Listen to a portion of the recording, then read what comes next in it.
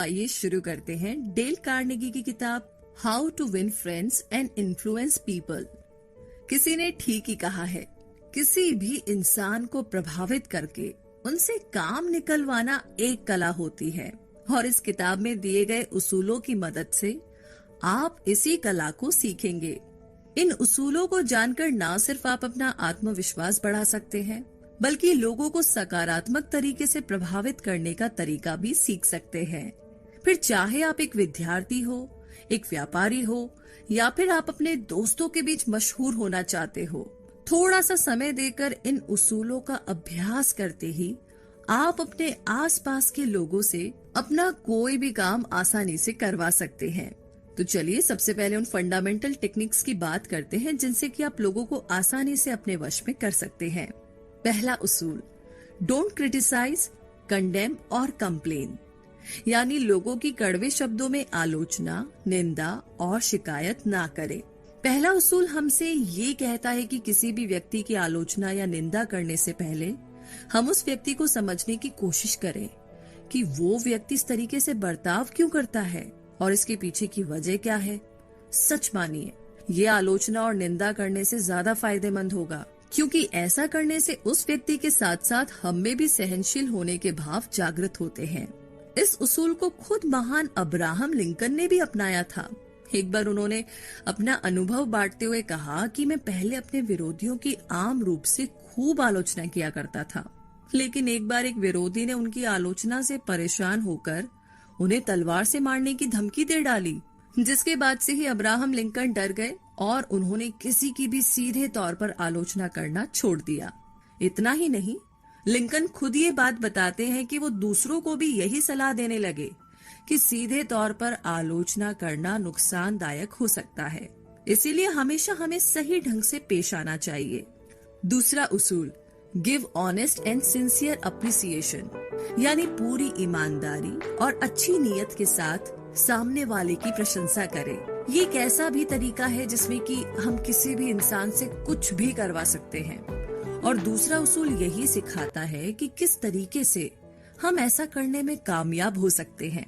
अगर हम तहे दिल से और पूरी ईमानदारी के साथ किसी व्यक्ति की प्रशंसा करते हैं, तो इसकी छाप उस व्यक्ति के दिलो दिमाग से जिंदगी भर नहीं छूटती। वो हमेशा आपकी इस प्रशंसा को संजोए रखता है और ऐसे में लाजमी हो जाता है कि वो आपकी कही हुई बात को माने और आपको पसंद करे। उदाहरण के लिए, एक कंस्ट्रक्शन साइट के मैनेजर को बहुत बड़ी दिक्कत का सामना तब करना पड़ा जब मजदूर उनके सामने तो उनकी बात मानकर सेफ्टी हेड गियर यानी कि हेलमेट पहन लेते थे, लेकिन उनके जाते ही वो उस हेलमेट को निकाल देते। तो ऐसे में उस मैनेजर ने एक अलग ही तरीका अपनाया। उन्होंने इस बार बड़े ही प्यार से मजदूरों से कहा कि क्या उन्हें ये हेलमेट अच्छे नहीं लग रहे या फिर इनकी फिटिंग खराब है।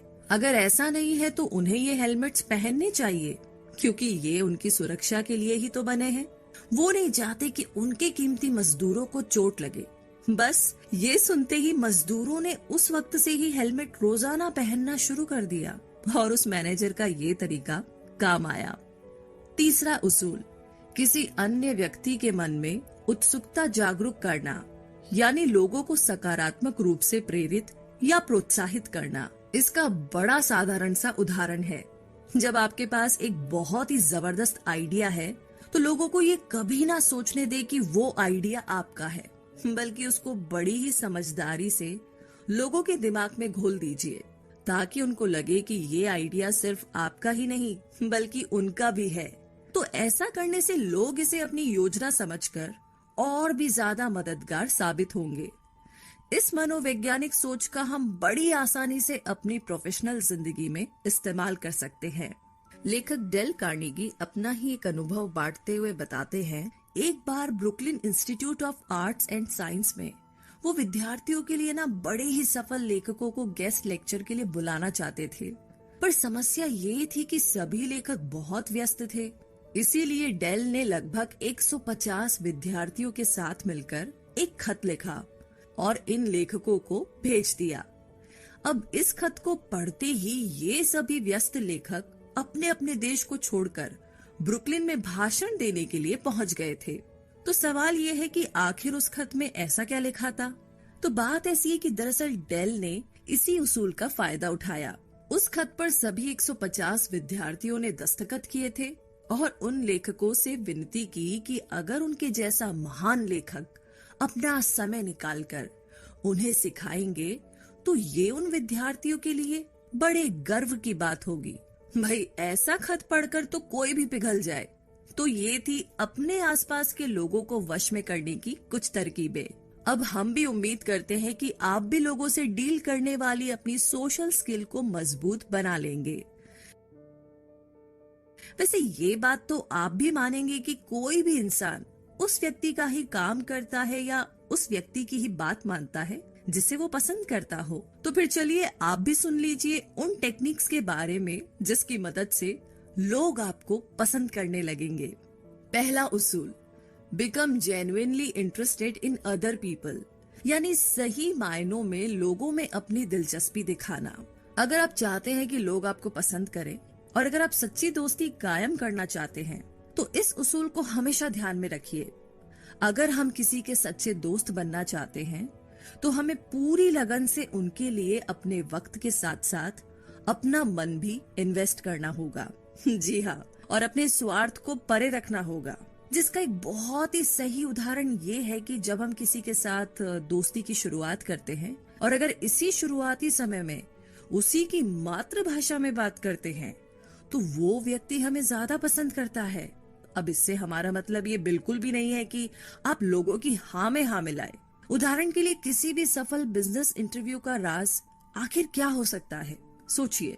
एक्चुअली हार्वर्ड के भूतपूर्व प्रेसिडेंट डब्ल्यू एलियट के अनुसार सफल बिजनेस इंटरव्यू के पीछे कोई बड़ा राज नहीं है। बस यहाँ आपको एक ही चीज करनी होती है और वो है सामने वाले इंसान को काफी बारीकी से सुनना, उनमें बड़ी दिलचस्पी दिखाना, क्योंकि आप अगर उन्हें अहमियत देते हो तो वो भी आपको जबरदस्त रिस्पॉन्स देने लगते हैं। दूसरा उसूल, याद रखिए किसी भी व्यक्ति के लिए उसका नाम सबसे महत्वपूर्ण होता है, चाहे वो किसी भी भाषा में लिया जाए। हर इंसान के लिए उसका अपना नाम सबसे ज्यादा जरूरी होता है, वरना ऐसे थोड़ी ना हर कोई अपना नाम रोशन करना चाहता है।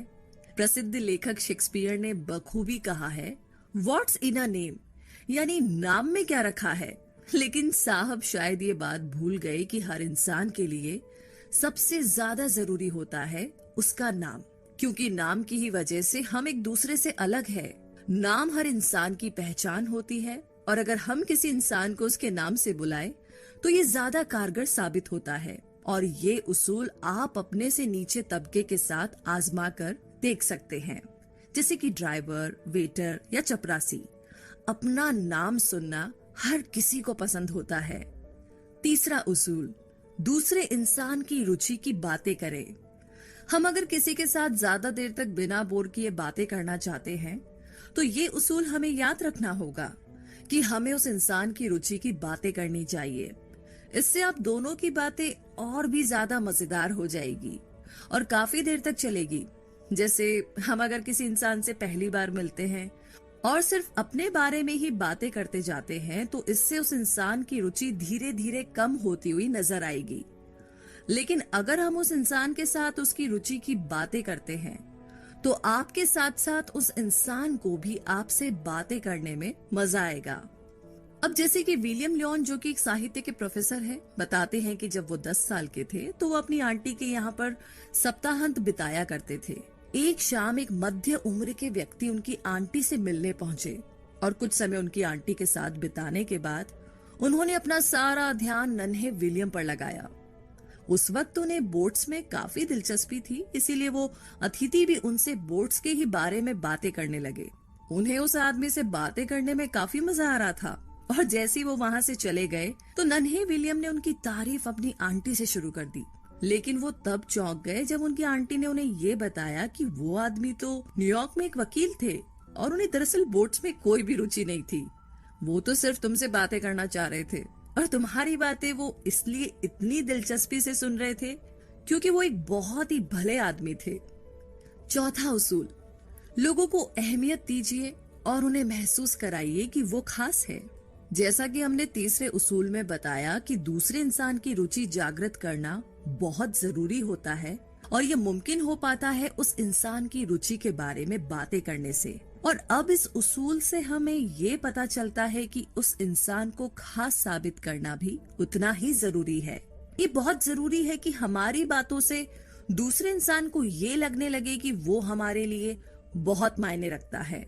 इससे आपके और उस इंसान के बीच के रिश्ते और भी गहरे होते चले जाएंगे।